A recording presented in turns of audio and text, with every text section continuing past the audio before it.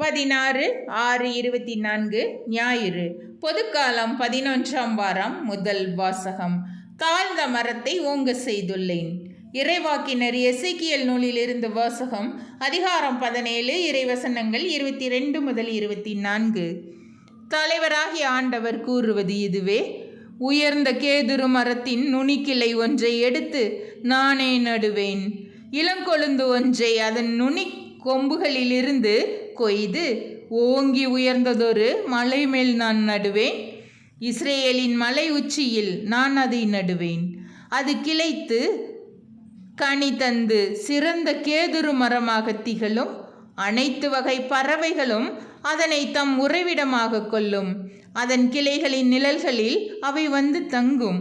ஆண்டவராகிய நான் ஓங்கிய மரத்தை தாழ்த்தி தாழ்ந்த மரத்தை ஓங்க செய்துள்ளேன் என்றும், பசுமையான மரத்தை உலர செய்து உலர்ந்த மரத்தை தழைக்க செய்துள்ளேன் என்றும் அப்போது வயல்வெளி மரங்கள் எல்லாம் அறிந்து கொள்ளும். ஆண்டவராகிய நானே உரைத்துள்ளேன், நான் செய்து காட்டுவேன். ஆண்டவரின் அருள் வாக்கு. இறைவா, உமக்கு நன்றி.